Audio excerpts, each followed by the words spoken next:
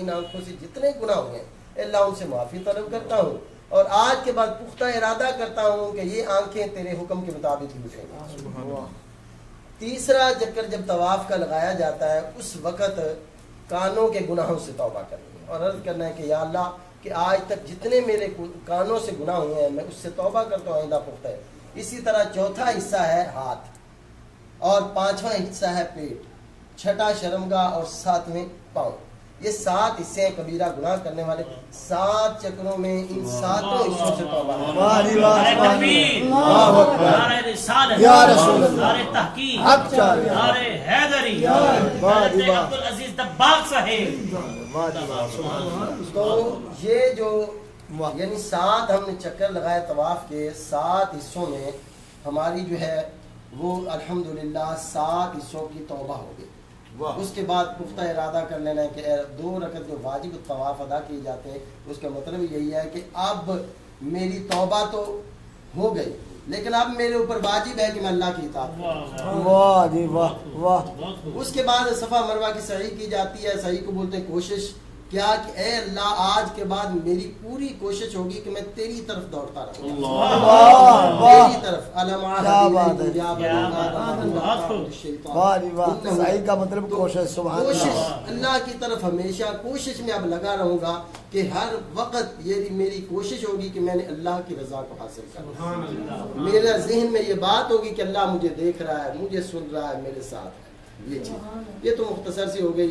اس کے بعد حلق کرواتے ہیں، تو جب آپ عمرہ کریں گے حلق کرواتے ہیں تو اس کا مقصد روحانی یہ ہوتا ہے کہ اللہ جس طرح میں نے اپنے بالوں کو اتار دیا ایسے میرے ذہن کی گندی سوچوں سبحان اللہ، میری ساری گندی سوچوں کو نکال۔ اس کے بعد ہم پیارے آقا کی بارگاہ میں ہم حاضری دیتے ہیں، تو وہ بھی ہم چونکہ حاضری تو دیتے ہیں، ہم لوگ آپ صلی اللہ علیہ وسلم کی بارگاہ میں سلام بھی پیش کرتے ہیں۔ بعض مرتبہ ایسا ہوتا ہے کہ ہم سلام پیش کر کے پیارے نبی کو دکھ پہنچا رہے ہوتے ہیں۔ یہ آپ بات محسوس نہ کرنا کیونکہ اس میں ہے۔ آپ نے ایک حدیث پاک سنی ہوگی، مفتی صاحب تشریف فرما ہے، میں تو کام میں آدمی ہوں، مفتی صاحب جانتے ہیں کہ ایک صحابی رسول رضی اللہ عنہ پیارے نبی کی بارگاہ میں حاضر ہوا اور اس نے ایک سونے کی انگوٹھی پہنی ہوئی تھی۔ بے شک پیارے نبی کی بارگاہ میں حاضر ہوا، آپ نے چہرہ مبارکہ پھیر لیا، دوسری طرف آیا آپ نے یوں پھیر لیا، یوں پھیر لیا۔ صحابہ سے جب انہوں نے پوچھا، پتہ چلا کہ تم نے یہ شریعت کے خلاف، پیارے نبی کی سنت کے خلاف یہ کام کیا ہوا ہے، تو انہوں نے اتار کر پھینک دی، اور روایت میں آتا ہے کہ بعد میں اٹھائی بھی نہیں۔ پھر پیارے نبی کی بارگاہ میں حاضر ہوا تو پیارے نبی نے سلام کا جواب ارشاد فرمایا۔ ہم سراپا خلاف سنت بن کر پیارے نبی کی بارگاہ میں جا کر عرض کر رہتے ہیں السلام علیکہ ایھا النبی، اور کہتے ہیں ہمارے سلام کا جواب کیوں نہیں آتا۔ یاد رکھیے، چھوٹی سی بات بتاتا ہوں، ہم جو ایک دوسرے کو سلام پیش کرتے ہیں السلام علیکم، اس کا مطلب تو ہمیں پتا ہے، سب جاننے والے بیٹھے ہیں۔ اس کا مطلب کیا ہے کہ تم پر سلامتی ہو۔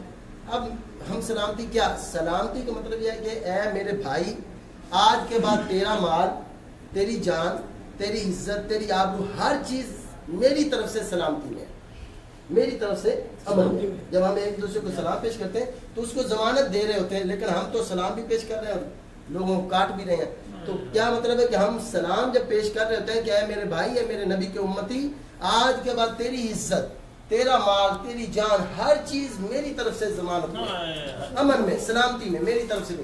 اسی طرح جب پیارے نبی کی بارگاہ میں ہم جاتے ہیں، ہم عرض کرتے ہیں السلام علیکہ ایھا النبی ورحمۃ اللہ وبرکاتہ، یا السلام علیکہ یا رسول اللہ، تو ہمارے پاس کیا خاک سلامتی ہے جو ہم اپنے نبی کو دیں گے؟ ہمارے پاس کوئی سلامتی ہے؟ گناہوں کے سوا ہے ہمارے پاس کیا جو ہم اپنے نبی کو پیش کریں گے؟